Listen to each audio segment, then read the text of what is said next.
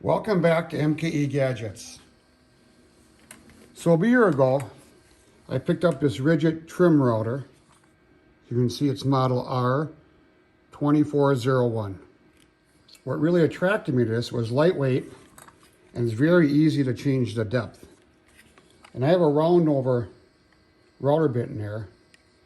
And all I want to do is keep this router set up with a round over bit. So anytime I have a board and I want to break the edge, I just go over there, turn it on, and router. And I have a nice broken edge on a board.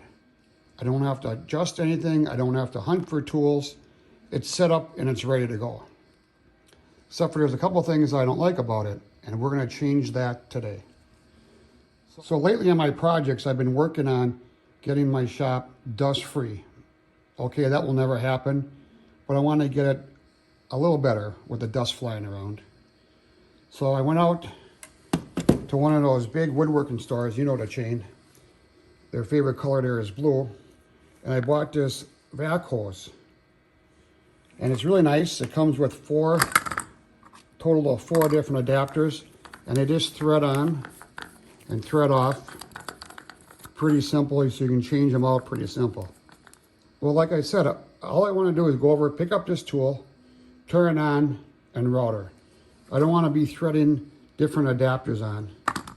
I want to make one of these. This is 1.5 inches, and I want to put this across all my tools. So these I'm going to put into storage. I looked around my shop and it said, looked at all my tools that had dust collecting ports on them, and I determined 1.5 inches is the size to go. So here's my biscuit joiner. You can see that fits on there, 1.5 inches. Here's my plunge router, 1.5 inches. And this lonely tool has no dust collection on it at all. I have a board set up and I'm going to go router a radius on it with no vac system running on the router. Then we're going to come back, hook up my adapter I built, I 3D printed it, and then we'll run the same test again and we'll see through the video if there's any less dust flying in the air. And another thing to help us is, I want you to say hello to my little friend. So this little device has time, temperature, humidity, and parts per million in the air. So this will be 12 feet away from where I'm working, and we'll see if this changes. Right now it's been fluctuating between 0 and 3 parts per million. So I routed a board, and with my little friend 12 feet away, it did not register anything. So I'm going to bring it right here, about 1 foot away,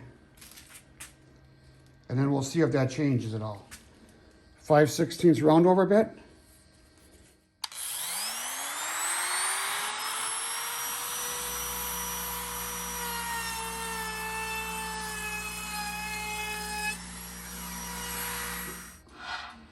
It's back down to around 5 now, but it was up to a couple hundred. So let's go add the dust collector adapter I 3D printed, and we'll run the same board upside down and see if we get any better. So one of the things I don't like about this router is these Phillips screws in there. They're steel, they're plated, but how long is it going to be till they get rounded out and you can't get them out? So we're going to change them. So the Phillips had screws that came with it. I'm going to take them off and save them. So here's a part I printed, 1.5 inch diameter,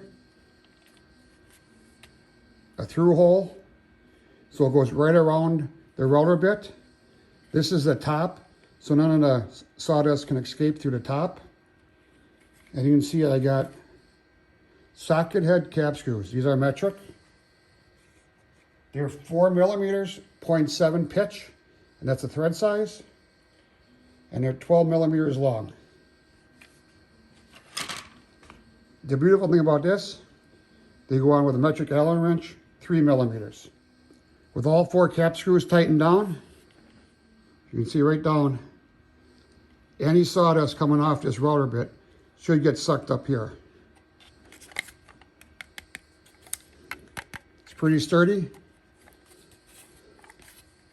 I'll put a link below to Thingaverse so you can print one off yourself. Let's go back and test it now with the back system on the same length board. So here's our hose, and it fits on real nice. Pay attention to all the dust flying out of here, or you won't see any, I should say. And pay attention back here to my little friend.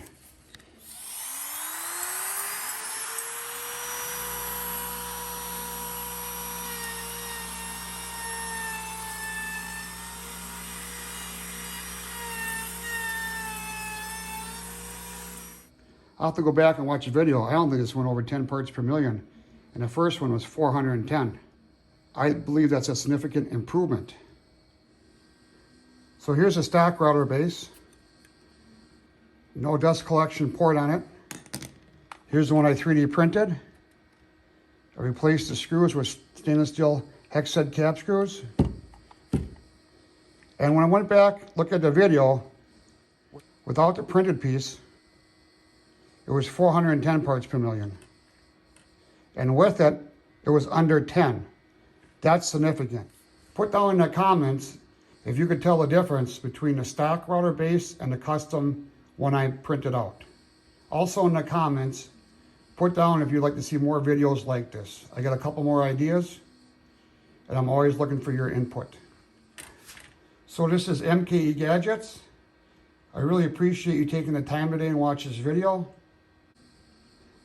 Please support my channel by subscribing and clicking that notification bell. That way when I upload a new video on Wednesdays, you get notification. Thanks, we'll see you tomorrow.